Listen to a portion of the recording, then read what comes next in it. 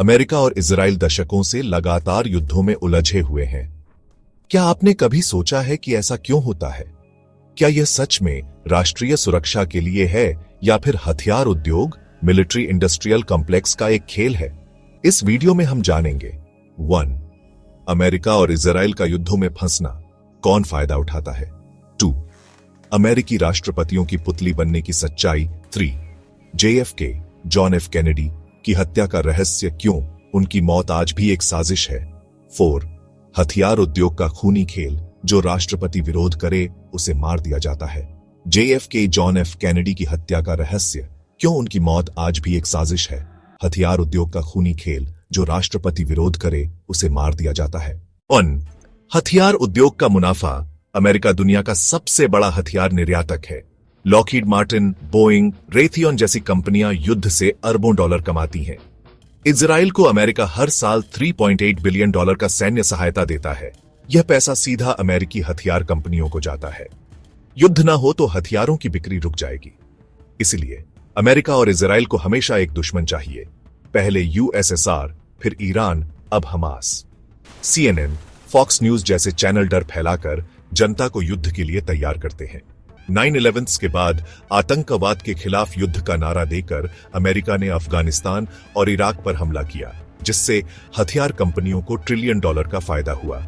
Lockheed Martin, Boeing, Raytheon जैसी कंपनियां युद्ध से अरबों डॉलर कमाती हैं।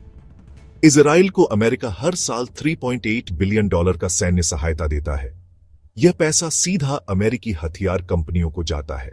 अमेरिकी राष्ट्रपति हथियार उद्योग के पुतले 1, जो राष्ट्रपति विरोध करे उसे हटा दिया जाता है।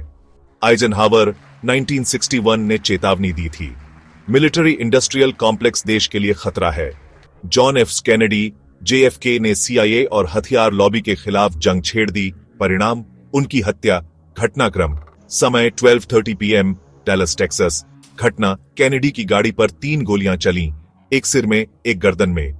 आधिकारिक कहानी, ली हार्वे ऑसवाल्ड ने अकेले हत्या की। संदेह, ऑसवाल्ड को 2 दिन बाद एक माफिया समर्थक जैक रूबी ने मार दिया। 18 गवाह जो हत्या से जुड़े थे अगले 5 सालों में मारे गए।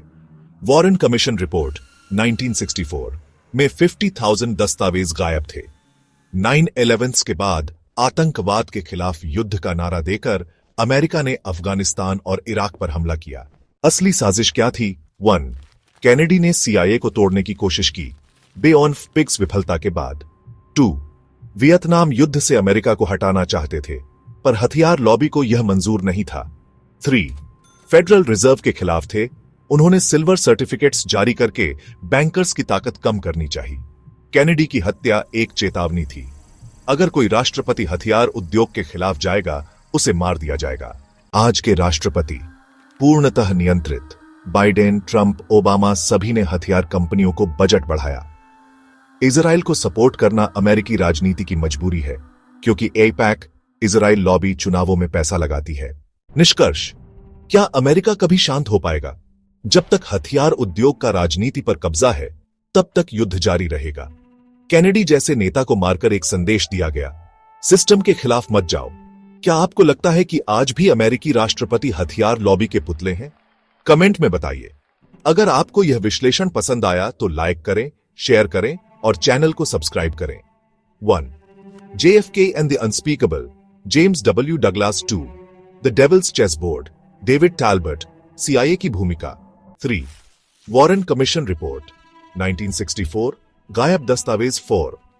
पेंटागन पेपर्स 1971, वियतनाम युद्ध की सच्चाई। इजराइल को सपोर्ट करना अमेरिकी राजनीति की मजबूरी है, क्योंकि AIPAC इजराइल लॉबी चुनावों में पैसा लगाती है।